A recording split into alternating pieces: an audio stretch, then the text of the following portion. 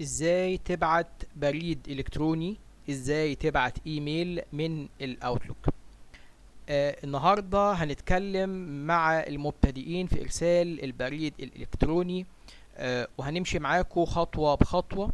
وده للناس اللي لسه مبتدئين، البيجنرز اللي هم اول مره هيشتغلوا يبعتوا ايميلات، او اول مره يشتغلوا في مكتب او في شركه او في مؤسسه، ولسه ما كانوش عرفوا قبل كده ازاي يقدروا يبعتوا ايميلات. هنمشي في الموضوع ده مجموعة حلقات منفصلة لحد ما نوصل بيكم ان احنا ننقل لكم خبرة ال 30 سنة في مجال التدريس، ازاي تبعت ايميل وازاي تشتغل على مجموعة برامج الكمبيوتر، وتكون فيها من الناس المهرة.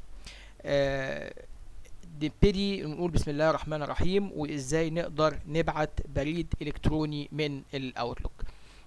اول حاجة زي ما احنا عارفين هنروح نقول نفتح برنامج الاوتلوك، وده كان ليه اكتر من طريقة كنا شرحناها قبل كده. قلنا هنروح في الستارت ونكتب اوتلوك، هيطلع لنا الايكون بتاعه، او نروح نجيبه من مجموعة شورت كات بتاعت الاوفيس. هنا الموضوع بتاعنا بيتكلم على ازاي تبعت بريد الكتروني، يعني هروح اكريت ان ايميل او هضغط على نيو ايميل. كنا شرحنا في حلقات قبل كده، قلنا نقدر نحط على الاوتلوك اكتر من ايميل اكاونت في نفس ذات الوقت. يعني اقدر ابعت من محمد @الدومين، من علي @الدومين، من سبلاي @الدومين، من سيلز @الدومين، من انفو @الدومين. الدومين ده اللي هو اسم شركتك طبعا. وبيبقى فيه ايميل افتراضي، وبعد كده مجموعة الايميلات.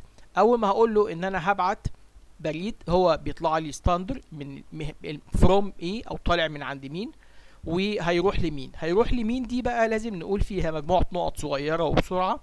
انت ممكن تبعت تو، وممكن تحط ادرس قدام سي سي، وممكن تحط ادرس قدام حاجة اسمها بي سي سي. ايه الفرق بينهم؟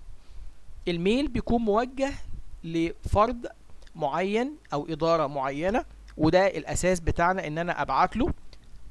فالتو دي هو موجه لمين، فبقول مثلا ان هو موجه نقول تيست او تيست داش 2، تيست داش 2 اللي احنا كنا حطيناه قبل كده at wanlinkegypt.com. ده المعني ان هو يوصل له الايميل، لكن ده ما يمنعش ان انا اقدر اخلي نسخة من الايميل كوبي كاربون سي سي كوبي كاربون تروح لمديره او لمديري او لاي حد، وبنسميه في الحالة دي احنا بنسيس الايميل، بنعمل سيس للميل او بنعمل سي سي للميل كوبي كاربون. وهنقول هنا هبعت نسخة منه للميل دوت. ودي نسخة مرئية، يعني الراجل انا هبعت تيست 2، هبعت لتيست داش 2، وهو هيبقى عارف ان الميل ده رايح لمديره ومديري اللي هم انا عناوينهم موجودة في السي سي. لكن في نفس الوقت ممكن احط كوبي بي لاين بكوبي كاربون بي سي سي، يعني اقول ان انا هبعت لميل تالت، والميل ده مش متشاف ان هو مبعوت له. اما ان ده هحط الميل بتاعي عشان يبقى فيه نسخة على طول موجودة معايا احتياطي، او ان انا هبعت لحد مش مرغوب انه يكون معروف انه مبعوت للناس دي. يعني هبعت الاولاني والتاني والتالت، بس الاول والتاني ما يعرفوش ان التالت مبعوت له ميل. مش عارف انا قادر اوصل لكم الفكرة ولا لا، بس انتوا عندكم 3 اشخاص هبعت لهم، الموظف والمدير بتاعه تو وسي سي، لكن هبعت نسخة للمدير بتاعي هو كمان عشان يبقى عارف ان انا بعت للناس دي، بس هما مش هيبقوا شايفينه. ده بقى بحط عنوانه في البي سي سي وهقول له اوكي. هنا العناوين زي ما انتم شايفين جت قدام تو فلان، سي سي فلان، بي سي سي فلان. subject لازم تحط subject، ولازم تحط subject كلمات معروفة، وكلمات مفيش فيها نوع من التعدي، مفيش فيها حروف كابيتال لتر كتير، لان كابيتال لتر معناها ان انت بتعلي صوتك، وده شيء مش كويس. هنقول first ايميل. طبعا السبجكت نقدر نكتب فيه عربي وانجليزي زي ما انتوا عايزين. والبادي نفسه البادي ميل بقى تقدر تكتب فيه عربي وانجليزي، مفيش مشكلة خالص. وهنكتب اي جمل، لكن لو كتبت بخط كابيتال ليتر على طول الخط كده انت بتزعق، وده حاجة مش مرجوة، الا اذا كنت بتعيد ارسال الميل اكتر من مرة، فانت لازم تعمل تعمل كابيتال عندك. وانت خلي بالك وانت بتعمل كده اعرف ان الميل رايح في الطرف الثاني، المتمرس بيفهم ان انت بتزعق له او بتزعق او بتعلي صوتك، عشان هو يفهم ان انت بتكرر الميل اكتر من مره. ما بنحبش ده في البدايه، لازم نمشي الاول بالشكل الجيد. السمول ليتر عايز تعمل كابيتال ليتر زي ده كده في اول الحروف في اول الكلمات، تمام. مش عايز الدنيا ماشيه تمام، وفي الاخر بتكتب السيجنتشر بتاعك.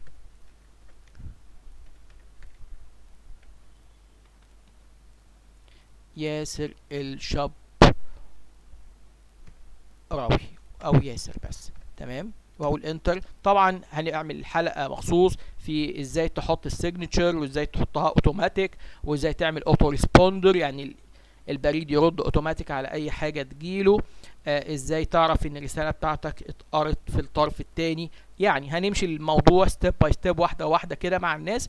واللي هيبقى ليه استفسار يا ريت يبعت لنا في الكومنت، واللي خلاص الموضوع ده بالنسبه له هو فاهمه ومستوعبه هستأذنكم يكتب لي في الكومنت ان ده تم، عشان بس نبقى عارفين كام واحد من الناس اللي بيشوفونا عارفين الكلام ده، وكام واحد ده الموضوع ده لسه جديد عليهم. يبقى اللي هيبقى عارف الموضوع ده وبالنسبه له هو حاجه معدي عليها قبل كده، بس استأذنكم يكتب لنا في الكومنتس تم او done على حسب ما تحبوا. هنا خلاص احنا كتبنا البادي، وكده كتبنا تو وسي سي وبي سي سي.